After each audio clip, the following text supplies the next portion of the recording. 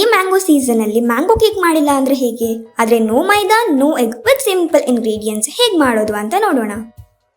ಮೊದಲಿಗೆ 1 ಕಪ್ ರವೆನ ಮಿಕ್ಸರ್ ಜಾರ್ಗೆ ಹಾಕಿ ಫೈನ್ ಆಗಿ ಪೌಡರ್ ಮಾಡ್ಕೊಳ್ಳಿ.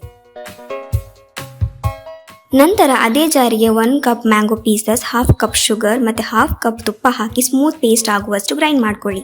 ಈ ಮಿಶ್ರಣವನ್ನು ರವೆಗೆ ಸೇರಿಸಿ ಚೆನ್ನಾಗಿ ಮಿಕ್ಸ್ ಮಾಡಿ ಮತ್ತು 1/2 ಕಪ್ ಹಾಲು ಸೇರಿಸಿ ಸ್ಮೂತ್ ಬ್ಯಾಟರ್ ಮಾಡಿಕೊಳ್ಳಿ.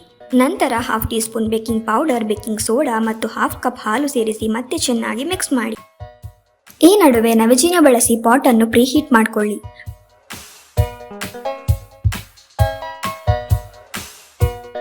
ಪ್ರೀಹೀಟ್ ಆದಮೇಲೆ ಬಟರ್ ಪೇಪರ್ ಹಾಕಿ ಮತ್ತು ಪ್ರಿಪೇರ್ ಮಾಡಿಟ್ಟುಕೊಂಡಿರುವಂತಹ ಕೇಕ್ ಬ್ಯಾಟರ್ನ ಪೋರ್ ಮಾಡಿ. ಮೇಲೆ ಸ್ವಲ್ಪ ಚಾಪ್ ಮಾಡಿ ಇಟ್ಟುಕೊಂಡಿರುವಂತಹ ಬಾದಾಮಿ ಪೀಸಸ್ನಿಂದ ಗಾರ್ನಿಶ್ ಮಾಡಿಕೊಳ್ಳಿ. ನಂತರ ನವಜೀನ್ಯದಿಂದ ಪಾಟ್ನ ಕ್ಲೋಸ್ ಮಾಡಿ ಮತ್ತು ಲೆವೆಲ್ 1ನಲ್ಲಿ 10 ಮಿನಿಟ್ಸ್ ಬೇಕ್ ಮಾಡಿ. ನಂತರ ನವಜೀನ್ಯ ಆಫ್ ಮಾಡಿ ಮತ್ತು 10 ಮಿನಿಟ್ಸ್ ರೆಸಿಡ್ಯೂವಲ್ ಹೀಟಲ್ಲಿ ಬೇಕಾಗಲು ಬಿಡಿ.